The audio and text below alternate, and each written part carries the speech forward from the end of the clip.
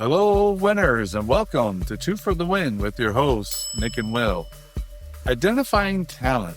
Who are you going to promote? How do you interview and screen for talent? Well, if you have some curiosity or looking for tips, because obviously a bad hire or bad promotion can have far more damage than obviously doing something better than that, then you've come to the right place, because we will talk about that today. But before we get into that topic, please be sure to subscribe, share, and follow the Two for the Win on your favorite platform. We're on all of them.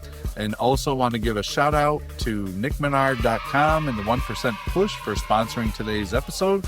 Thank you, Nick Menard. Thank you, Will. Hello, winners. Hello. So, obviously, identifying talent, cultivating talent, promoting talent is a key to any business endeavor. But I think there's certainly an art and a science on how you screen talent. How do you make sure they have the things that you're looking for that you think will help embody what you're looking for in leaders, individual contributors, and things of that nature. But what are your thoughts about, how you screen for talent from a high level before we jump into our favorite thing? Yeah. So first of all, it says without saying, this is so important. If you miss a hire, like you step yourself back a month, because you need to start the process to do the whole thing, like background check most of the time, and then training, onboarding, all that for nothing. After a few months on life that you realize it's not the right fit, it costs a lot of time, which costs a lot more money, etc., etc. So it's extremely important. But that's more we're going to talk about today. So how to make sure to increase your chance, because nobody's perfect and you will make mistakes. And sometimes you have amazing interviewer or interviewees. And sometimes you have the opposite. People who are not great at interview, but they're actually the person you need. So how to figure it out, which one it is, that's going to be what we will try to share with you guys today. Yeah. Excited to go into this, because there's a lot of things, and especially with the virtual environment now, how to screen for that so that, it's authentically what they're saying and not reading something they just found. But speaking of reading something that we just found, time for our favorite segment. Yep. Quotes and quips. All righty. The first one comes from one of my personal favorites, former President Theodore Roosevelt. Yeah. He was such a interesting, fascinating person. But his quote is, "The best executive is the one who has sense enough to pick good people to do what the executive wants done, and self-restraint enough to keep from meddling with them while they do it." Thoughts on that quote? Love it. The goal is not only to have the ability for people to do what they are hired for, but also that as a leader, you don't have to worry about that person or that group. So that's something that I always say to people. And I know you think 100% the same way as well. If your leader don't have to worry about you and your team, that's amazing. That's huge. Yeah. Huge, because as a senior leader, you have, of course, leader, individual contributor, under them, or I don't like to say under, but in their group. So if there is a group or two groups or three groups that you absolutely have zero worry about what's going to happen there, because the job will be done the right way, proper way, the way to help them going into the skills for next step will be also done properly. So whatever you don't have to worry as a leader in a group from other leaders, it's such a life-saving, because you can then focus more on things that needs to be, more coaching or be more strategic or thing like that. So this quote says a lot. You need to not only have the person doing extremely well what they are hired for, but also they will stay out of your way because they're going to do the right thing. So I love that quote. Me too. And I, it's funny. I'd have people put time on my calendar, ask about how to career progress or get in leadership. And I would, over the years, say different things like, you have to be affecting positive change, or you have to be able to manage vision and purpose. Obviously, be a top performer, collaborate well. You know what I've been saying lately? I would say the last 7 months, maybe, when people put time on my calendar, because I reflected about my journey at my current company and how I navigated And I think it really came down to I wasn't a pain in the ass for my boss.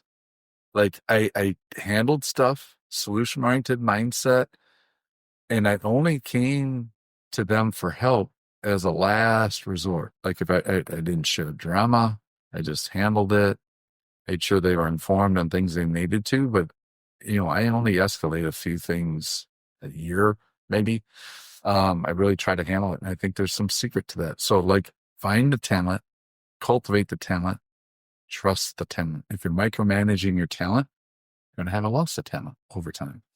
Absolutely. And then don't forget that whatever you create are going to create other things. So very important to do right thing with people, because whatever you teach them, you coach them. That's how they're going to teach and coach themselves. And that's how you get into an issue when it comes time to create more leader of leader. Yes, or like you say, they are just glorified managers. Yep. Yeah. All right. So next is the quip. This is anonymous. I wish I knew who said this. I'd give him a shout out and a cheers for what it's worth. But the quip is, you make me laugh while I'm trying to read it. Hiring is like dating. If they seem too perfect, they're probably lying. No, I haven't been in the dating world for a while, but I know you have, my friend. So thoughts on that one? I've had the spot. In theory. Well, yeah, I tend to agree. No, but it's like I mentioned, there are people that when you listen to them, when you ask them the question and things like that, they always have the right answer. So we're going to get deeper into that as we go during this episode, but ask follow-up questions. Try to see if they have something pre-scripted based on questions, and try to ask concrete example, because that's a lot harder to come up with a story from A to Z and then ask follow-up question. And then maybe at the end of the interview, come back with a different question, but it's pretty much the same one worded differently to see if they will come back on their feet the same way. So there are ways when you feel like, oh my God, this candidate has all the answers like perfectly. Well, dig deeper. It doesn't mean you need to try to fold them, because I saw them also with some interviewer who just don't like the content. It should not be about liking or disliking the person, even though we're human. We always have our prejudgment when we start an interview, like, I don't like his style or her style. Well, try to be like honest and fair and equitable, but there are some red flags. We know, we both had interviews where we felt like, and then when someone is stressed out, because the heart of interviewing and being an interviewee is very different. You may have someone who has everything you need. That's the perfect person. And I have I will not name anyone, but I have literally in my career, like a few people like that. The interview was far to be great, but they had such a great resume and such a good presence, but the answer were not exactly what I needed. Mm-hmm. But I took a shot with those people, and they end up being like fantastic associates and future manager leaders.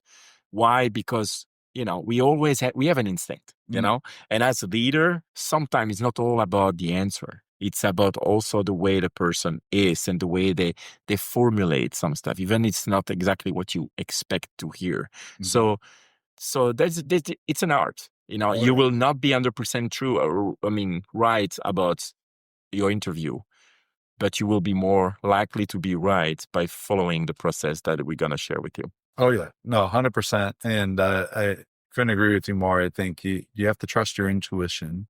And if somebody's exhibiting good executive presence, but they're not quite answering it just the way, maybe it's also the way you're asking the question. You know what I mean? Like sometimes that's a reflection. And even, to your point, I've noticed this sometimes.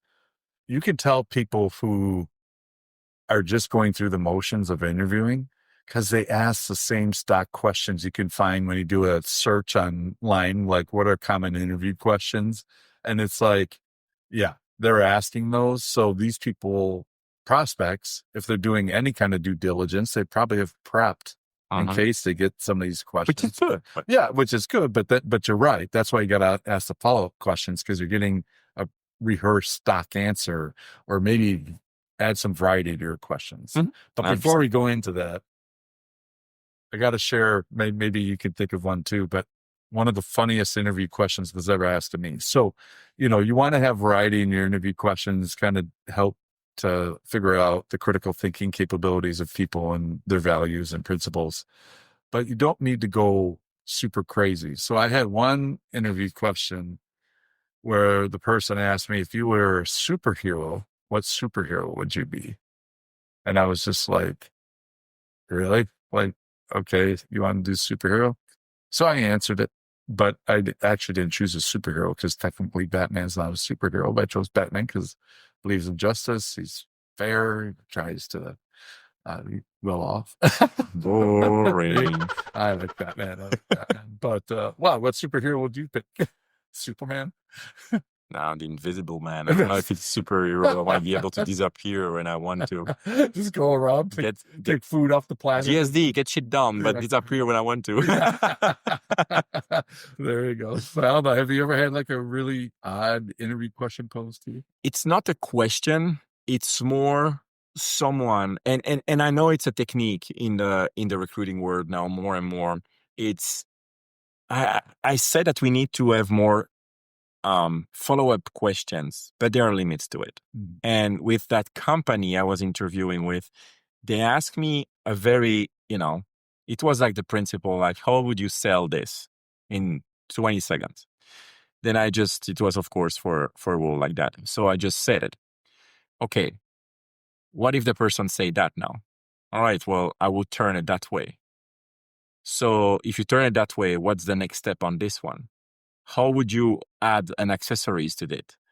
And basically, it had not a lot of sense about the question number 6 follow-up. They just wanted to see the way I think.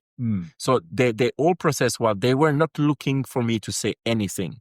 They just wanted to see how I think. And I think it's good, but the problem is some people get nervous, get sweaty hands, and like, oh my God, I need to answer. An interview is not about having the right or wrong answer. It's about a lot of time, how is the person actually thinking about the process? What process in your mind is going through? So during that interview, I remember the recap. At the end of the whole interview, it was an hour and a half. And at the end, we have question. I'm like, yes. What was your ultimate goal to ask me those 7, 8 follow-up questions? And she's laughing, and she said exactly that. Like, I want to know how you process things. I don't care about all the question I ask. I just want to know at what point are you going to tell me, listen, I don't know. Yeah. And the way that you were actually trying to be thinking differently. I like that. And I like the fact that at some point you said, well, I literally have no answer on this one. Yeah. Because some people tend to just overanalyze and then come up with ridiculous idea just to say something. And I like that people are thinking a bit further than what they thought first, but then stop. And that's actually the trigger. So I really liked that aspect to it. But yeah. Follow-up question is something that's huge, because they usually kind of prepare on those. Yeah, for sure. No, totally agree. So there's obviously a lot of different interview styles. There's behavioral based interviews. There's all these other ones. But I guess if we focus a little bit on just how do you screen out the talent? Like, how do you separate the wheat from the chaff and be like, no, this person is the right person, whether it's for a client-facing role or leadership role? What are some things that you do to kind of test the mettle of the candidate? I'm extremely different as most of the peers that I had in my career on this. I'm a mindset person. And depending what I'm interviewing for, of course, if I interview for a senior leadership role, it's different. But let's say if you interview for entry level in sales or entry level in service, it's going to be a different kind of thing I'm going to looking for than if I ask for someone, like to have a analytic thinking process, like operation. But let's say if for something like more intro level, I have some stories. I will share one. So working for a very big organization, and I needed someone to be client facing and up to 2 years experience, from 0 to 2 years experience. So it's urgent. So the recruiting team said, listen, Nick, we have those 8 or 10 resume. I will let you look at them together with 3 of your peers, and you guys tell me which person you would like to interview. You can choose 2 names. And I remember I take the 10 resume, look at the first, look at the second. The third resume was a lady who was captain of the swimming team, senior of the swimming team of North Carolina Tar Heels. I literally took this one. I literally sent an email immediately. I'm like, this is the person I want in the team. I don't need to interview her. I remember my boss at the time came in and said, Nick, I saw your mail because I copied him. And I don't understand why you don't need to interview. I'm like, well, if I need to, I will, but that's the one I will pick. May I know why? I'm like, this one line. That's all I need to know. If a person is senior captain of a athletic department of one of the most renowned like athletic school in the United States, it means that that person has resilience. That person is not someone who give up. That person can lead like team and have the trust of an organization like that, a college like that, to be captain and lead a team of a very successful sport team. It means that she has what I need, which is the mindset. Mm-hmm. All the rest will be fine. Will be figured out. So I got that approved. Well, that person got promoted 3 times in 3 years. I know that she's now a leader in the same organization. Now, people can say it's luck, but I don't believe that it's luck. If I was looking for something that has to do with the industry I was in, or and ability to actually turn that into, oh, that person has some experience in this industry that I'm at, I don't want that. I'm one of those person when it's the first few level of a company, I don't need someone who knows about the industry. I need someone who is, if it's a service department, I want someone who has a high level of hospitality experience, someone who knows how to relate to people, someone who can connect on a high level with a human being. That's what I want. If I'm in an IT department, the last thing I want is someone who has IT experience, because it's going to be very hard to change the thinking of that person between the difference of what they came from to what they're coming here. Mm-hmm. So those are different. Again, if you hire someone to be an analyst, of course you need to have the industry specific expertise. Mm-hmm. But if you ask someone to just connecting the dots, or not just, but to connecting the dots with clients to provide value by connecting people, you need someone who can relate to the person, so the person wants to join the next call. Of course, you need to provide value at the same time, but that's something you learn as you start. Mm-hmm. It's not something you need experience before. And I have a track record on this that with high level of success, interviewing people and looking at things like that more than anything else. For me, the most important, are they coachable? Mm-hmm. Do they have the mindset? Are they coachable? And you see you see that very quickly. How? You have, for example, a role play. Mm-hmm. I love that. Some company do a role play and then they stop. What I like is that a company will allow us to interview, do a role play. Then the role play is never perfect. Give some feedback about the role play they just did. Give them 5 minutes and do a role play again.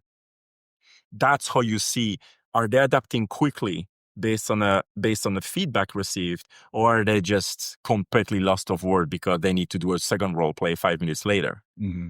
And that's how we see very quickly people who actually, I can work with that person. Mm-hmm. Even though the interview may not be great, but they are coachable. And that's the big difference. Sorry, I took a lot of time, but no. It was great. It was great stuff. And as you're sharing that, there was a situation. I had an opening for a manager, and it was an existing manager in a different department. And I had a dotted line to this person.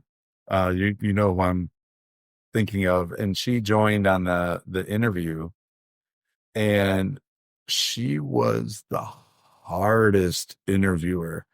And this this person I thought had a really strong brand. I thought it was just a matter of procedure. She would transfer over to our department and everything. Anyway, she put her through the role play. You know the role play that she did. She put her through that role play, and she was deliberate about trying to rattle people because she felt like if you could test somebody under pressure, you would get a clearer picture of their character.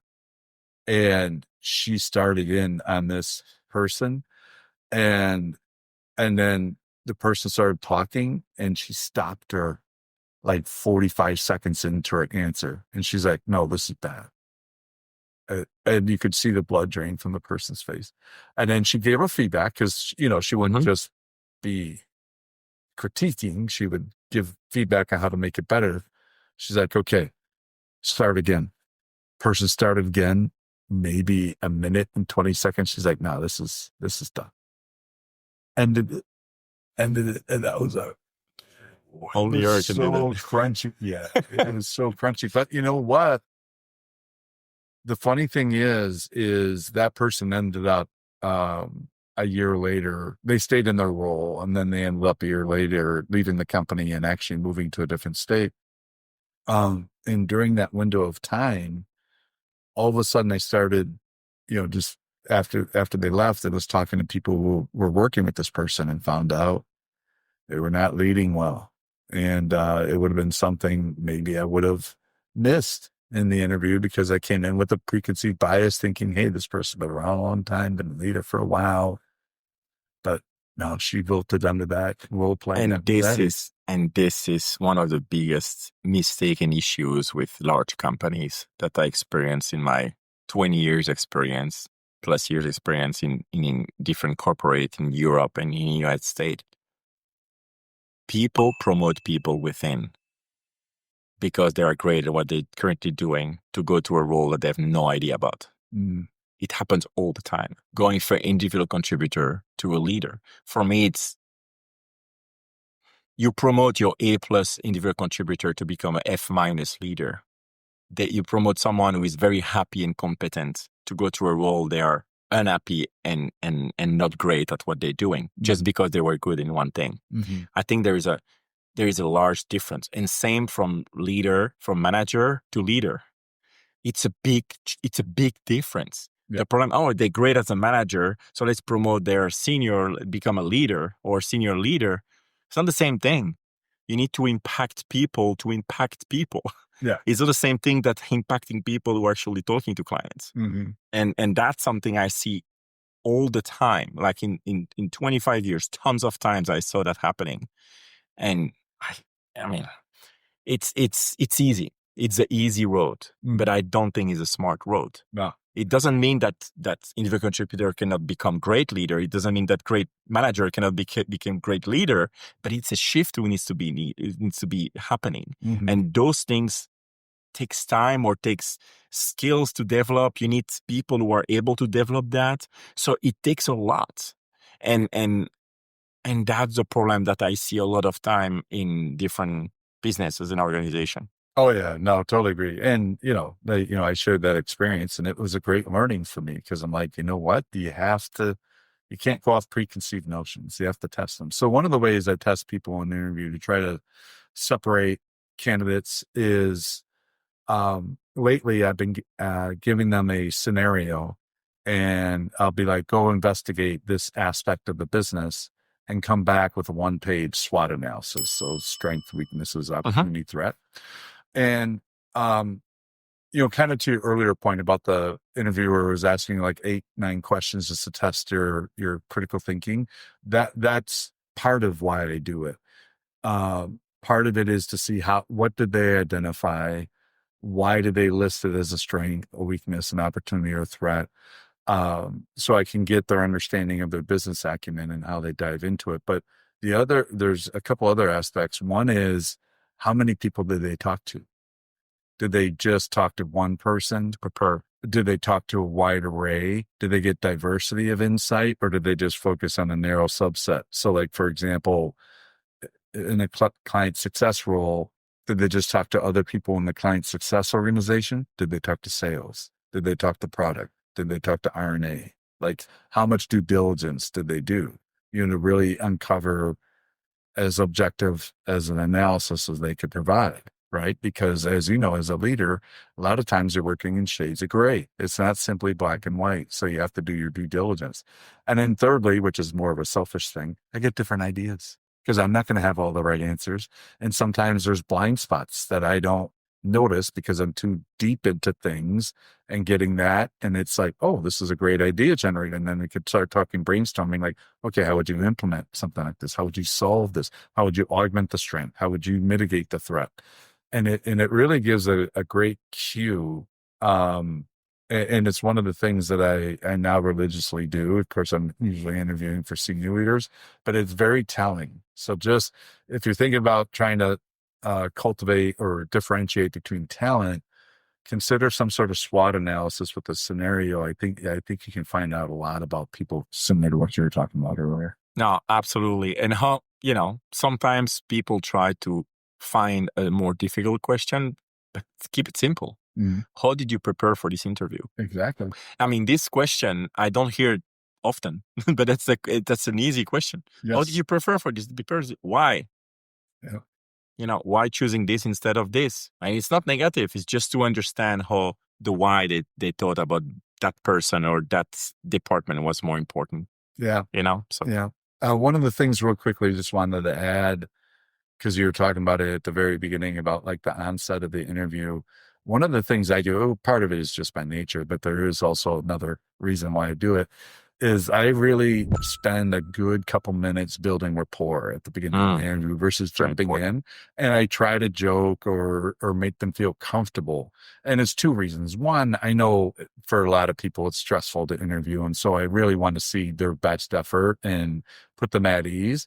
But two, it's funny. Some people take that familiarity that we just built over a couple of minutes and they let their guard down. And sometimes that benefits them because their personality shines through. Sometimes it does not benefit them because their personality shines through. And that's how you pass that facade. Love that. Answer. So, yeah. All great things. I love this this topic of conversation because we all need to be able to interview or be interviewed. So yeah, and nobody bets a thousand, right? Nobody's perfect in making hiring decisions, but you want to put the odds in your favor. And to the point that you mentioned at the very beginning, which is absolutely spot on, a bad decision is far more costly and has far more implications than maintaining standards and making good decisions by trying to, ascertain the people's values, skills, and culture fit. We agree. There we go, winners. That flew by. Another episode is in the books. So thanks again to nickmenard.com and the 1% Push for sponsoring today's episode. Please be sure to subscribe, share, and follow on your favorite platform. Spread the word. 2 for the win. We greatly appreciate it. And the reach keeps expanding, which we're very grateful for. And that'll do it for today's Monday Mindset. So have a wonderful week, winners, and we'll see you next Monday. Take care.